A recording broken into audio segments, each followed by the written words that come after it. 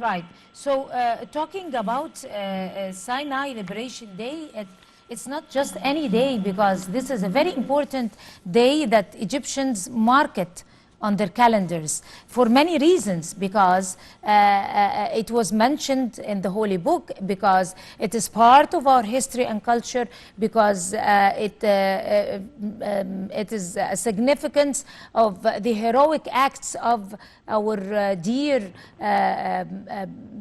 brave soldiers of the armed forces who helped Egypt regain this dear part of our land with blood and tears.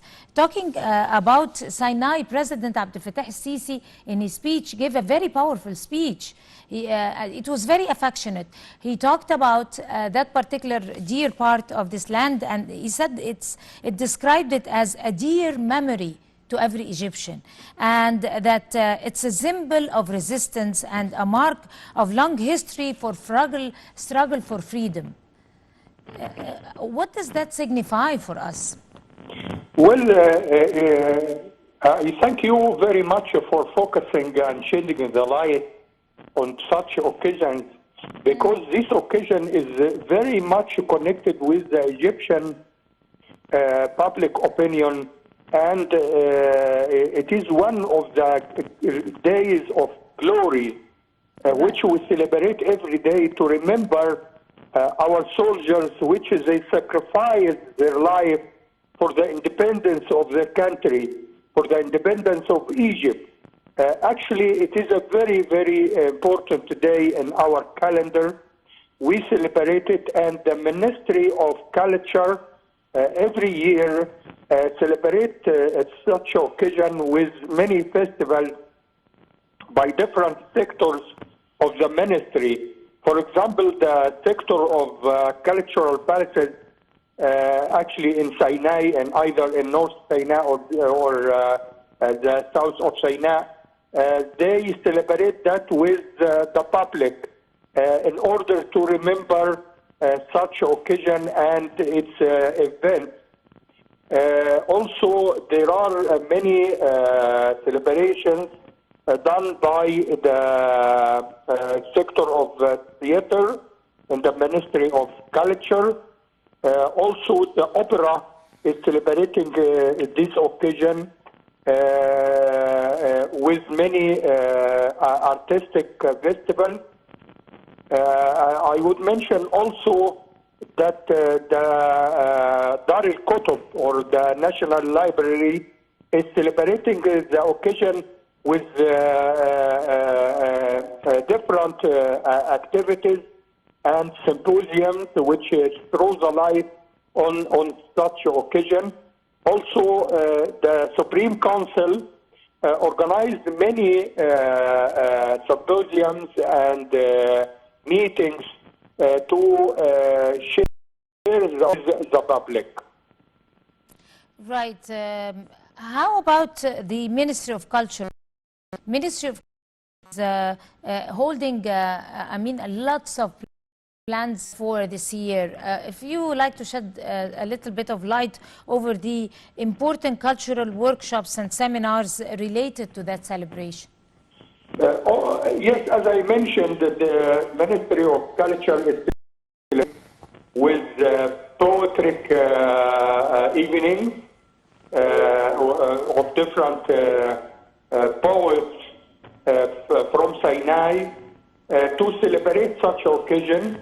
Actually, poets from Sinai like Hassouna Fathi, Salim al-Shabana, Salah Farouk, Hatem Abdel Hadi, they are actually writing poets in order to commemorate such occasion. Also, there are different sectors of the ministry which is focusing the light on such occasion by holding meetings and workshops on this topic in order to make people participate in the occasion and enjoy the memory of this victory.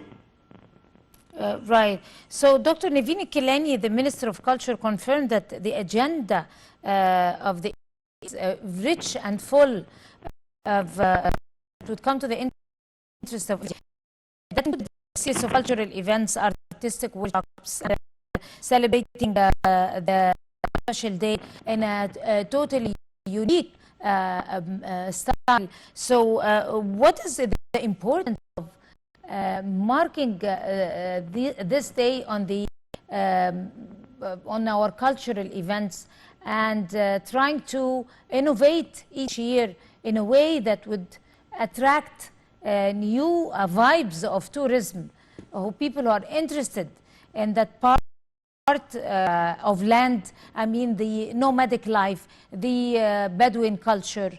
This type of culture in Sinai is totally different from other parts of Egypt. How is the Ministry of Culture intensifying that particular idea? Yes, as you know and the audience know, that in every nation there are events and historic events which are very important to this nation and its history. In our history, Sinai represents one of the most important parts of the nation, because Sinai has witnessed the longest army battle in this respect. I would say that Dr. Naveen Kilani actually with different sectors of the Ministry of Culture are organizing these events in order to make people participate in this very important and historic event, and to make people remember their occasions of victory and be aware that these occasions are very important to the nation and its memory. In Sinai, there are different tribes of Bedouins which have different culture and traditions. Also, this was encouraged by the ministry in order to make them remember their battles and their resistance of the foreign interference and the foreign armies which were defeated in October, and eventually peace was held as a treaty with different parties around Egypt. Right. Of course, when we talk about Sinai, we do not talk only about a place that has the best weather worldwide, or it has the best geographic beauty, significant geographic beauty that it possesses, or things like that, but also a different type of culture and history, and even cuisine, food, yes. even. True. That would reflect a lot about Egypt. It is true. Well, in Egypt, there are a diversity of cultures in many parts, and especially in Sinai, you find a different cuisine, which is very rich, different traditions also, which attracts tourists from all over the world. It has a very long history of diversity, either on the wildlife, the climate there attracts people from all over the world to enjoy the pure climate and the seashore and the different elements of features of nature there in Sinai. It is a very good occasion to encourage people there to welcome tourists from all over the world and make the event either nationally and celebrate the event nationally and internationally. Right. On that note, of course, Professor Dr. Hussein El Banhawi, you are a member of the Supreme Council of Culture. I'd like to thank you, sir, talking to the breakfast show. And by this, we come to the end of this episode. And until we see you again tomorrow morning, that's a goodbye.